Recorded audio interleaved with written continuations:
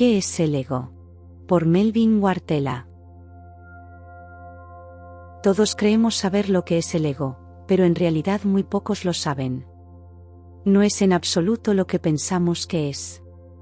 Decimos que una persona tiene un ego muy grande o pequeño. Decimos que está bajo los efectos del ego. A veces pensamos en nosotros mismos como mi ego, como nuestra identidad. Todas estas son solo ideas sobre algo que muy pocos entienden realmente. Ese proceso al que llamamos ego es una ilusión. No tenemos ningún ego, porque no hay nadie que lo pueda tener. Si no logramos ver claramente la causa y el proceso del ego, estamos condenados como especie. Quizá pienses que esto es un poco exagerado, pero si sigues lo que estoy diciendo y llegas a comprenderlo, entonces estarás de acuerdo conmigo. La causa original de prácticamente todos los problemas a los que nos enfrentamos los seres humanos es el ego. Para entender esto hay que ir más allá de las palabras. Un problema importante en todo lo que nos tratamos de comunicar los unos a los otros es el siguiente: vemos palabras y hemos aprendido a creer que comprendemos su significado, pero lo único que entendemos es la descripción, no la realidad hacia la que pueden apuntar. De modo que, por favor, intenta ver de una forma directa lo que está escrito aquí, sin dejar que se interponga tu conocimiento.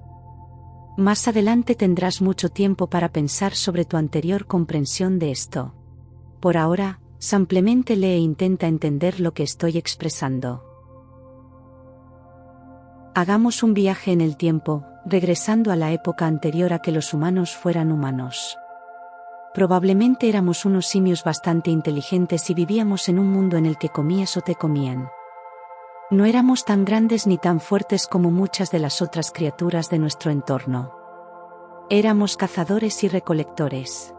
Además, no éramos los únicos animales bípedos y teníamos que competir con otros que intentaban sobrevivir al igual que nosotros. Con un poco de suerte y un cerebro ligeramente más grande, nos mantuvimos con vida mientras los otros, casi humanos, morían, o nosotros los matábamos. Como cazadores-recolectores, tuvimos que desarrollar una buena memoria. ¿Cómo si no, hubiésemos podido encontrar nuestras fuentes de alimento y regresar a ellas?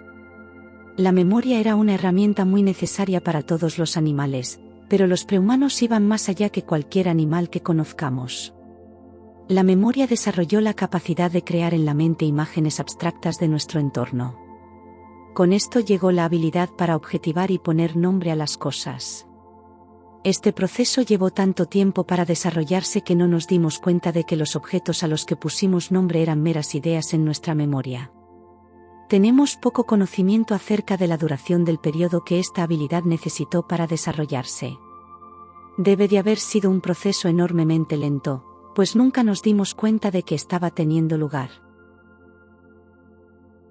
Independientemente de los problemas que un día causaría, esta fue una evolución maravillosa. Podíamos mirar a un objeto, a un animal, a un amigo o a nuestra pareja, y ponerles un nombre e incluso dibujarlos.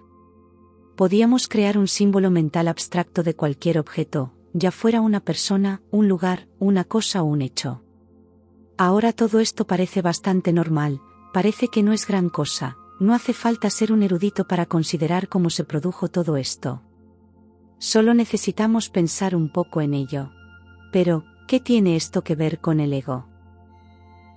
Antes de ese desarrollo evolutivo, el ego no existía. Cuando éramos simples animales, el ego no era una parte de la mente pensante. Luego, a medida que comenzamos a ver y a ponerle nombre a todo, durante un largo periodo de tiempo, empezamos a ver las imágenes mentales como algo real, no solo como ideas en los bancos de memoria de nuestros cerebros. No solo veíamos a los otros seres, comenzamos también a identificarnos con ellos. Ten en cuenta que esta identificación era puramente un proceso mental. Este proceso se convirtió en una especie de sistema de retroalimentación de imágenes que acabó siendo un sistema de retroalimentación de identidad. Yo te llamo Grog, y tú respondes con mi nombre, Brod, o el que fuere, y así cada uno refuerza el sentido de identidad del otro. De esto emergió un sentido de la propiedad, de la identidad tribal, que con el tiempo llegó a incluir a mi país por encima del tuyo, mi iglesia, mi Dios, mi poder, mis deseos, mis posesiones y así sucesivamente, hasta llegar al mundo que conocemos hoy. Del mismo modo que el feto humano pasa por todas las etapas de nuestra evolución física, nosotros condicionamos a nuestros hijos desde el nacimiento para que desarrollen el ego. Continuamente reforzamos este proceso en ellos y en nosotros mismos. He conocido gente que tenía una comprensión deficiente del ego, gente que intentaba romper el ciclo de su desarrollo en sus hijos y por supuesto, fallaba. Si hubiese funcionado, podrían haber acabado teniendo unos hijos sumamente neuróticos. Vivimos en una sociedad que se basa en el ego y todo nuestro lenguaje es dualista. Nuestros hijos tienen que vivir en un mundo así y necesitan saber cómo relacionarse con él. Esto no significa que no haya nada que podamos hacer para ayudar a los niños, no solo a estar más libres del ego, sino también a desarrollar mentes que puedan cuestionar con profundidad, sin miedo, todo lo que hay en sus vidas. Y si nosotros lo comprendemos verdaderamente, podemos ayudarlos a despertar cuando sus mentes estén maduras y preparadas para hacerlo. Podemos enseñarles a no seguir a nadie, a ninguna creencia, a ninguna autoridad, sin antes examinarla profundamente y llegar a algún nivel de comprensión respecto a qué deben creer. Si no entendemos esto, no podemos ayudarlos. Simplemente, el ego seguirá existiendo como lo ha hecho a lo largo de la historia. El ego es el proceso más destructivo que existe sobre la Tierra. La seguridad del cuerpo es una función natural que todos los animales necesitan para poder sobrevivir. Nosotros la necesitamos por razones obvias. No obstante, cuando el cerebro se desarrolló y empezó a considerarse un individuo separado, la necesidad de una seguridad física se trasladó a la persona imaginaria que vive en forma de imágenes en la mente. Empezamos a sentir la necesidad de proteger aquello que no puede ser protegido jamás y ese fue el inicio de todos los problemas que vemos hoy. Todo, desde la violencia doméstica hasta el racismo, los celos y el odio, se origina en un ego inseguro. Cualquier cosa con la que nos identificamos pasa a ser parte del ego, y llegaríamos hasta la muerte para proteger aquello que consideramos nuestro. Decimos que amamos a alguien, pero si esa persona se convierte en una amenaza para nuestro sentido de identidad, estamos preparados para matar. Recurrimos a la religión buscando una sensación de seguridad y luego defendemos las creencias de dicha religión, sin importar cuán insensatas sean. Mira cuántas guerras han sido provocadas por ese tipo de creencias. Somos capaces de ser absolutamente crueles y sádicos con cualquiera al que consideremos una amenaza para nuestras creencias. Sabemos, subconscientemente, que estamos viviendo una mentira, pero no podemos verla por temor a que pueda significar la muerte de quien creemos ser. De modo que vamos de mentira en mentira, siempre buscando algún descanso de la pesadilla de nuestra inseguridad. Pero nunca lo hallaremos. Si el ego es la inseguridad misma, ¿cómo podría liberarse de la inseguridad? Observa tus propios pensamientos y los de quienes te rodean, y con el tiempo verás claramente que esto es cierto. La codicia es otra de las maneras que tiene el ego de encontrar seguridad, y no hay límite a la cantidad de dinero que alguna gente cree que debe poseer. Vemos cómo grandes empresas nos están matando con tabaco, productos químicos y todas las demás sustancias que están amenazando al medio ambiente sin que les preocupe lo más mínimo. El dinero es más importante que cualquier otra cosa.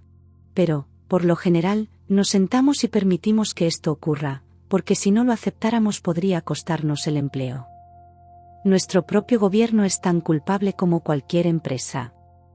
El gobierno, junto con el ejército, es simplemente una rama de los grandes negocios. Nosotros tenemos muy poca importancia para cualquiera de ellos.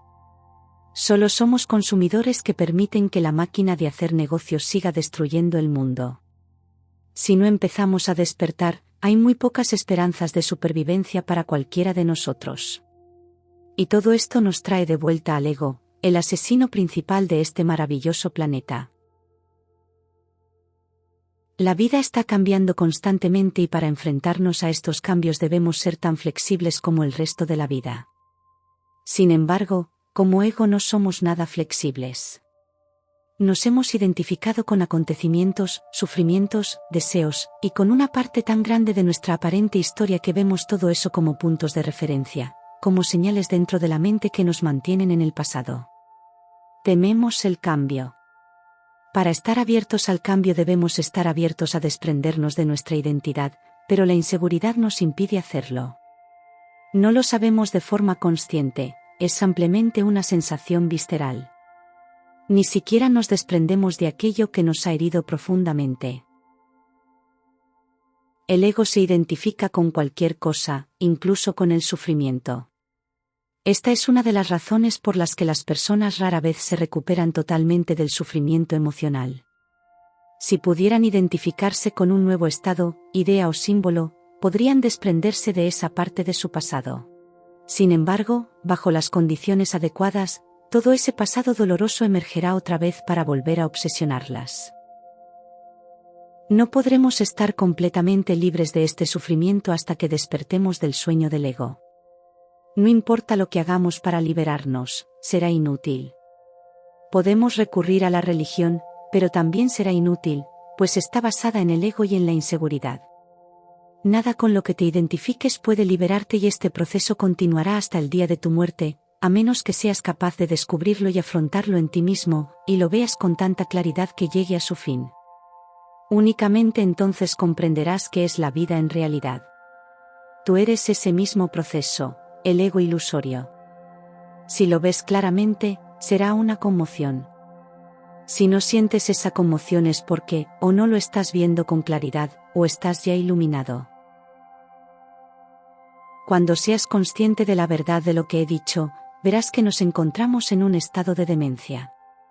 Hemos estado matándonos unos a otros y destruyendo el medio ambiente durante siglos, y no nos queda mucho tiempo para dar un giro importante a nuestra forma de relacionarnos con la vida, de lo contrario, seremos destruidos.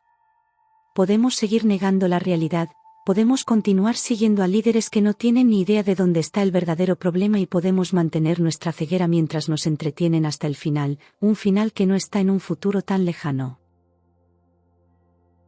La mayoría de nosotros no tiene ni idea de lo que es el amor, o la verdadera compasión. La única manera de ver realmente con el corazón es liberándonos del ego. Es el corazón el que salvará a este maravilloso planeta, y no los líderes religiosos, ni los salvadores, ni los políticos que nos han estado mintiendo desde el principio. La clave para lograr la verdadera felicidad y totalidad está dentro de ti.